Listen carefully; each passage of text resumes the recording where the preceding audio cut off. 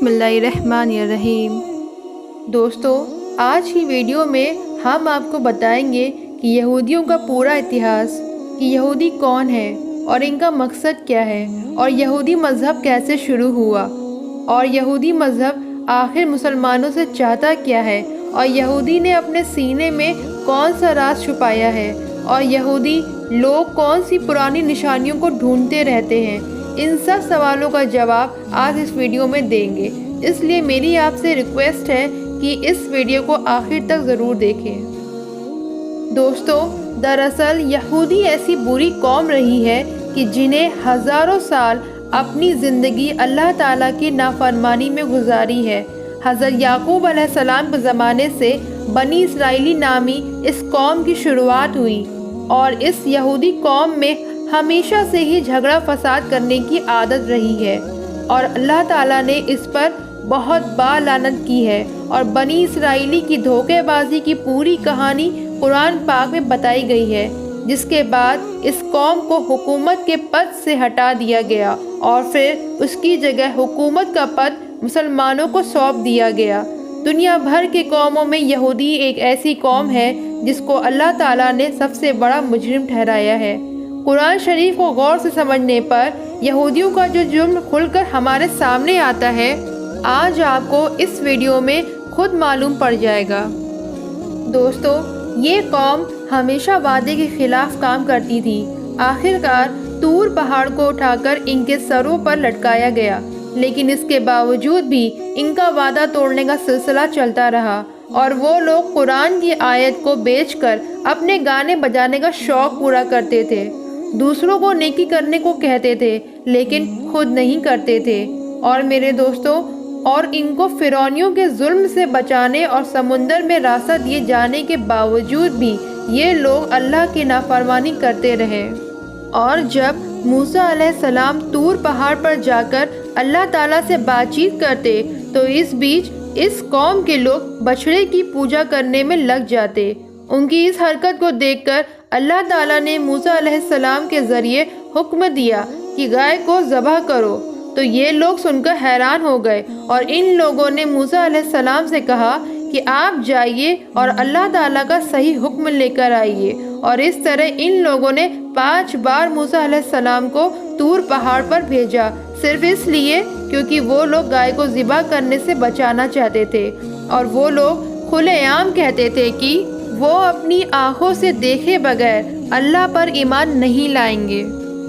دوستو، جب اللہ تعالیٰ نے انہیں بغیر محنت کیے آسمان سے کھانا بھجوانا شروع کیا تو ان لوگوں نے ضد کر کے اس کو بند کروایا، اور انہوں نے حضرت موسیٰ علیہ السلام سے کہا کہ ان کے لیے کھانے پینے کا انتظام جیسے کہ اناج، سبزیاں، پھل وغیرہ زمین میں ہی اگا دیے جائیں۔ جبکہ دوستو، ریگستان کی کڑک دھوپ سے بچنے کے لیے بھی اللہ تعالیٰ کی طرف سے ان پر بادلوں کا سایہ کیا گیا، لیکن اتنا سب ملنے کے باوجود یہ لوگ اللہ تعالیٰ کے سامنے نہیں جھکے۔ پھر اللہ تعالیٰ نے انہیں بستی میں داخل ہوتے وقت معافی مانگنے کا بھی حکم دیا، حالانکہ حکم کو ماننے میں کسی طرح کی کوئی پریشانی نہیں تھی، لیکن پتہ نہیں کیوں اس قوم نے اللہ تبارک و تعالیٰ کا حکم نہیں مانا، جبکہ اللہ تعالیٰ نے اپنی رحمت سے ان بستی پر 12 قبیلوں کے لیے الگ الگ 12 پانی کے چشمے پیدا کر دیے، تاکہ لوگوں کے بیچ پانی کو لے کر کبھی جھگڑا نہ ہو۔ مگر اس احسان کے باوجود بھی وہ لوگ اللہ تعالیٰ کی تمام نبیوں کی برائی کرتے رہے۔ آسمان سے بھیجے گئے پیغمبروں کو قتل کرنے اور انہیں پھانسی پر لٹکانے سے بھی باز نہیں آتے تھے، اور انہوں نے ہی حضرت یحییٰ علیہ السلام کو قتل کروا دیا تھا، اور حضرت عیسیٰ علیہ السلام کو صلیب پر لٹکانے کا پلان بھی انہی لوگوں نے بنوایا تھا۔ یہ کہتے تھے پیغمبر صرف اسرائیل میں سے ہی ہو سکتا ہے، اس لیے وہ بنی اسماعیل کے پیغمبر محمد صلی اللہ علیہ وسلم پر ایمان نہیں لائے، اور حضرت جبریل علیہ السلام کو اپنا دشمن مانتے تھے، اس لیے کیونکہ حضرت جبریل علیہ السلام وحی کے ذریعے ان لوگوں کی پلاننگ کی خبر اللہ تعالیٰ کے نبیوں کو دے دیتے تھے، اور یہودی یہ تک کہتے تھے کہ حضرت جبریل علیہ السلام نے نبوت کے لیے کسی غلط انسان کو چنا ہے، معاذ اللہ۔ दोस्तों, अगर नबी करीम सल्लल्लाहु अलैहि वसल्लम की मजलिस में इनके किसी आदमी के मुंह से सच्ची बात निकल भी जाती थी तो वो बाद में उन्हें बुरा भला भी कहते थे और बड़े दावे से इस कौम के लोग कहते थे कि ये अल्लाह के चहीते हैं और जहन्नम की आग इन्हें कभी छुएगी नहीं। हालांकि इस यहूदी कौम के आपस के झगड़े भी बहुत सख्त हुआ करते थे और ये आपस में मारकाट भी करते थे और कबीलों में जाकर कबीले के लोगों को बस्तियों से निकाल दिया करते थे, जैसे कि अब वो फिलिस्तीनियों के साथ कर रहे हैं। मोहम्मद सल्लल्लाहु अलैहि वसल्लम के आने से पहले ये लोग एक नबी के आने की बात किया करते थे और मदीना वालों से कहा करते थे कि इस नबी को आने दो, हम तुमसे निपट लेंगे। लेकिन नबी करीम सल्लल्लाहु अलैहि वसल्लम के आने के बाद वही यहूदी ये रसूल पाक सल्लल्लाहु अलैहि वसल्लम पूरे दुश्मनों में से एक हो गए और ये लोग जादू सीखते और सिखाते थे और इसी जादू से मियाँ बीवी के बीच झगड़ा फसाद करवा देते थे और इस जादू को हज़रत सुलेमान अलैहिस्सलाम से भी जोड़ देते थे। हालांकि कुरान पाक में मौजूद है कि हज़रत सुलेमान अलैहिस्सलाम का दूर दूर तक जादू से कोई मतलब नहीं है,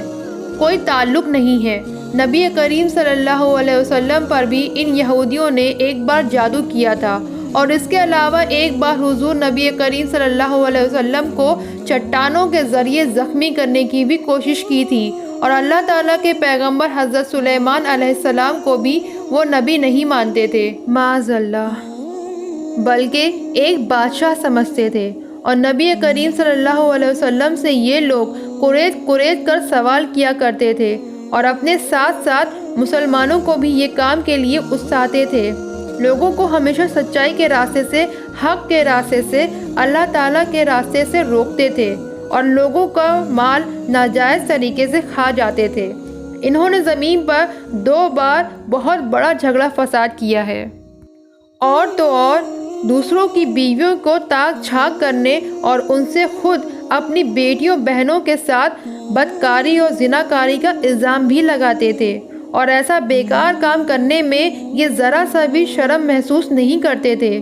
जब हज़रत मूसा अलैहिस्सलाम ने यहूदियों को फ़िलिस्तीन के हुक्मरान के ख़िलाफ़ जंग करने का हुक्म दिया तो इन यहूदी कौम के लोगों ने ही कहा था कि ऐ मूसा, हम वहाँ हरगिज़ नहीं जाएंगे, आप जाइए, आपका रब जाए,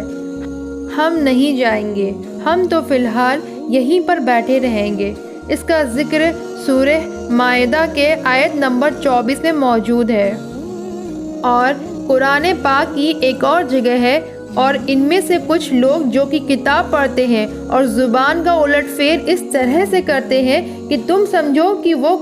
पढ़ रहे हैं, कि वो किताब ही की इबादत है। और ये सूरह आले इमरान की आयत नंबर 78 में मौजूद है। और एक जगह कुरान पाक में है कि इन यहूदियों की गुस्ताखी इतनी ज़्यादा थी कि वो ये भी कहते थे कि माज़अल्लाह, अल्लाह फ़कीर है, हम अमीर हैं, नाऊज़ुबिल्लाह। सूरह आले इमरान आयत नंबर 81 और एक जगह कुरान पाक में मौजूद है, नाऊज़ुबिल्लाह, ये कहते थे कि ये जानवर और ये खेत महफूज है, उन्हें वही लोग खा सकते हैं जिन्हें हम खिलाना चाहते हैं। कुरान मजीद की सूरह अनम आयत नंबर 148 में मौजूद है। कुरान पाक में एक जगह और ये है, इनमें से एक जमात ये कहती थी कि नबी करीम सल्लल्लाहु अलैहि वसल्लम पर जो कुछ भी नाजिल हुआ है उस पर सुबह ईमान लाओ, शाम को इनकार कर दो, माज़अल्लाह। सूरह आले इमरान आयत नंबर 72 में मौजूद है। दोस्तों, एक ज़माना था कि ये कौम अल्लाह ताला की सबसे पसंदीदा कौम थी, लेकिन इनके अपने घिनौने कामों की वजह से अल्लाह ताला ने इनको हुकूमत के पद से हटा दिया। और दोस्तों, यहूदी क्योंकि कुरान पाक को नहीं मानते, इसलिए इन्हें पता नहीं कि हम अल्लाह ताला की बारगाह से ठुकराए हुए हैं और ये अपने आप को आज भी अल्लाह ताला के नज़दीक पसंदीदा समझते हैं। और ये वो भी कहते हैं कि हम अल्लाह ताला के नज़दीक अल्लाह ताला के सबसे पसंदीदा और चहेती कौम हैं।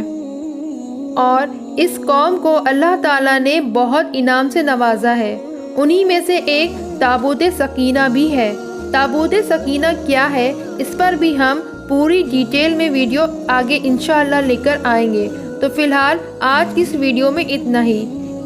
ملیں گے ایک اور نئی ہسٹوریکل ڈیٹیل ویڈیو کے ساتھ۔ السلام علیکم۔